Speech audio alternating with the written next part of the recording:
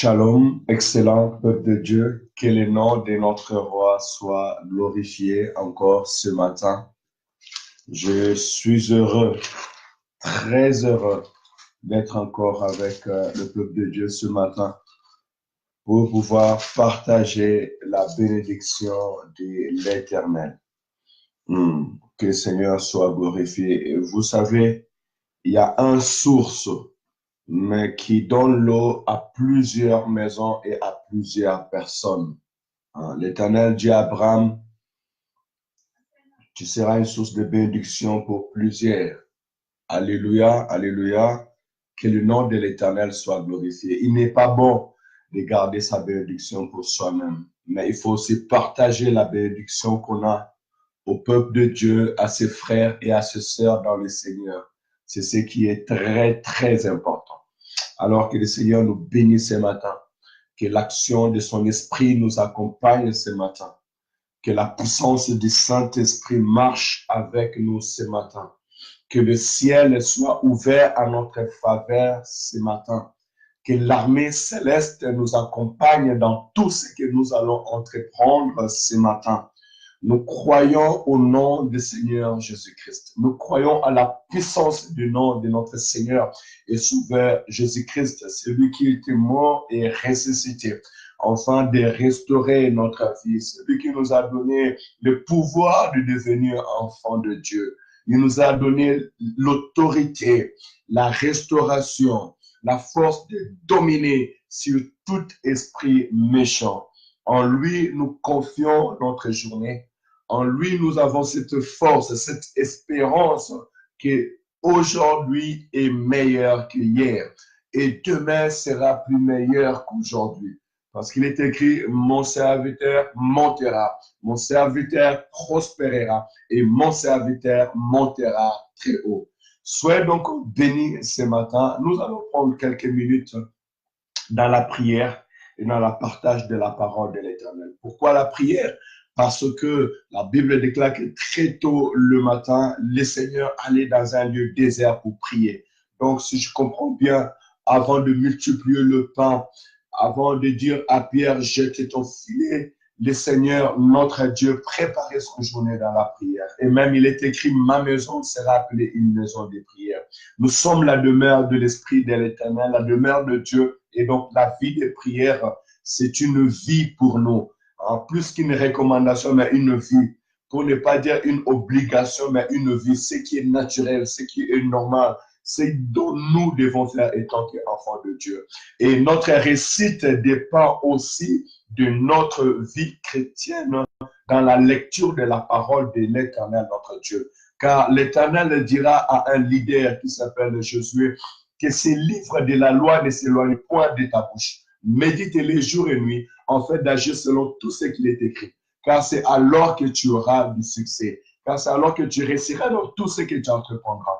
Donc nous lisons la parole de l'Éternel, nous comprenons la parole de l'Éternel pour le mettre en pratique. Et c'est dans cette manière-là que nous entrons dans la pensée de Dieu. Nous recevons la pensée de Dieu. Et quand j'entre dans la pensée de Dieu, quand je reçois la pensée de Dieu, je peux donc faire ce qui est la volonté de Dieu. Et Jésus-Christ dit que celui qui a mes paroles et qui les garde sera aimé du Père.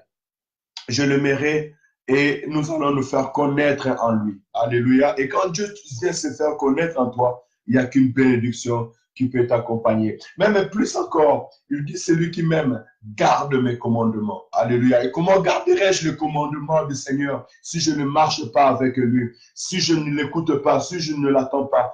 Pierre a marché avec le Seigneur. Il a écouté. Jean a marché avec le Seigneur. Il a écouté. Ainsi, il pouvait dire que nous témoignons ce que nous avons vu. Nous témoignons ce que nous avons vécu. Je veux marcher avec l'Éternel. Je dois écouter sa voix afin de le mettre en pratique. Que le Seigneur soit glorifié. Donc, un encouragement bien aimé à marcher selon la pensée de Dieu.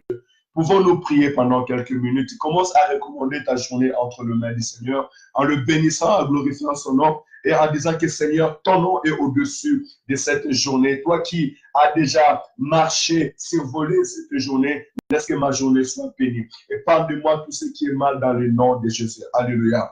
Éternel Dieu de gloire, louange et gloire à ton nom. Merci pour ce matin. La parole déclare la bonté de l'Éternel se renouvelle chaque matin dans nos vies. Père Céleste, tu as renouvelé ta bonté dans ma vie ce matin. Je me suis levé, Père éternel, seul. Père éternel, je me tiens devant ton peuple encore ce matin. C'est ta bonté, c'est ton amour. Laisse-moi te célébrer, te louer et t'adorer ce matin. Te dire merci, Père éternel, parce que David dit et que dans les séjours des morts, Père éternel, on ne te glorifie pas. Mais nous qui sommes vivants, nous pouvons te glorifier, t'élever, t'exalter, te rendre gloire encore ce matin. Béni soit ton Saint-Nom, Yahweh. Éternel Dieu de gloire, nous te recommandons cette journée. C'est la journée que tu as faite et qu'elle soit pour nous un sujet de joie, un sujet de paix, un sujet de guérison, un sujet de réussite, un sujet de témoignage à ton nom, Père éternel, un sujet par lequel tu vas glorifier ton nom. Seigneur, bénis tout un chacun de nous. Père éternel, fais connaître ta grandeur, ta puissance, ton amour, ta bonté dans nos vies, Seigneur. Et que nos voisins sachent que tu es notre Dieu. Que nos familles sachent que tu es un Dieu vivant. Père éternel, que tous ceux qui nous entourent sachent que tu es un Dieu vivant. Un Dieu qui restaure, un Dieu qui guérit, un Dieu qui bénit, un Dieu qui écoute et un Dieu qui répond. Pour la gloire de ton Saint-Nom. Éternel, tu dis dans ta parole que moi je suis venu afin que mes brebis aient la vie et qu'elles soient dans l'abondance. Et puis encore, Père éternel, les gens disent que le Fils de l'homme est apparu pour détruire les œuvres du diable. Alors, à ton nom, Saint d'Israël, nous détruisons tout ce qui est de l'ennemi. Nous rendons nul et sans effet, Père éternel, toute arme que l'ennemi a voulu forger contre nous. Papa, nous proclamons ton feu, Père éternel, Saint d'Israël, contre toute attaque de l'ennemi au nom de Jésus-Christ.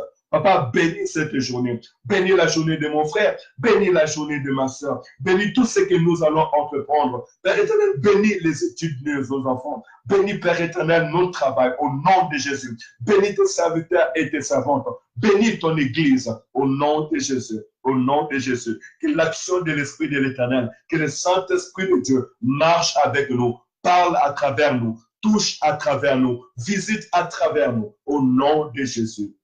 Amen, amen, amen. Que le Seigneur soit glorifié encore ce matin.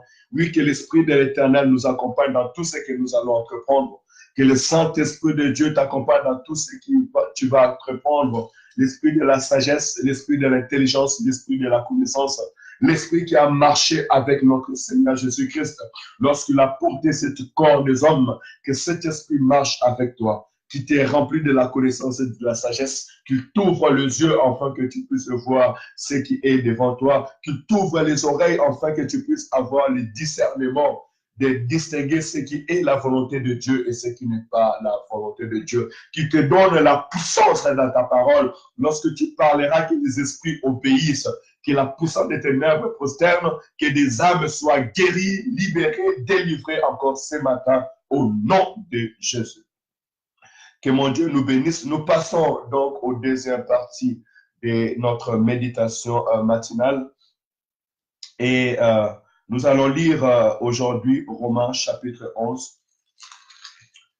Et ainsi, nous allons continuer dans la méditation de la parole de Dieu. Romains chapitre 11, de le premier verset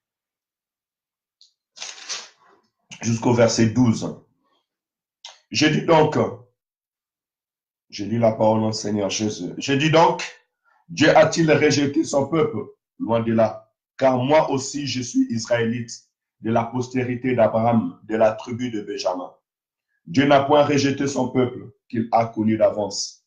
Ne savez-vous pas ce que l'Écriture rapporte d'Élie, comme il a adressé à Dieu cette plainte contre Israël? Seigneur, ils ont tué tes prophètes, ils ont renversé tes autels. Moi seul, je suis resté. Et il cherche à m'ôter la vie. Mais quelle réponse Dieu lui a donnée? Dieu lui donne-t-il? Je me suis réservé 7000 hommes qui n'ont point fléchi les genoux devant Baal. De même aussi, dans le temps présent, il y a une reste selon l'élection de la grâce. Alléluia. Or, si c'est par grâce, ce n'est plus par les œuvres. Autrement, la grâce n'est plus une grâce. Et si c'est par les œuvres, ce n'est plus une grâce. Autrement, l'œuvre n'est plus une œuvre. Quoi donc? Ce qu'Israël cherche, ils ne l'ont point obtenu. Mais les élus l'ont obtenu, tandis que les autres ont été endurcis. selon qu'il est écrit, Dieu leur a donné un esprit d'assoupissement, des yeux pour ne point voir et des oreilles pour ne point entendre jusqu'à ce jour. Et David dit que leur table soit pour eux un piège, un filet, une occasion de chute et une rétribution. Que leurs yeux soient obscurcis pour ne point voir et tiens leur dos continuellement courbé. 11. Je dis donc, est-ce pour tomber qu'ils ont trébuché? Loin de là. Mais par leur chute, le salut est devenu accessible aux païens, afin qu'ils soient excités de la jalousie. Verset 12. Or, si leur chute a été la richesse du monde et leur endroitissement, la richesse des païens, combien plus sera-t-il ainsi quand ils se convertiront tous? Alléluia, que le Seigneur soit glorifié. Je bénis l'Éternel parce qu'il est Dieu, parce qu'il est le Dieu, comme l'apôtre Paul vient nous dire ce matin, il est le Dieu qui n'oublie pas ses siens. Hein?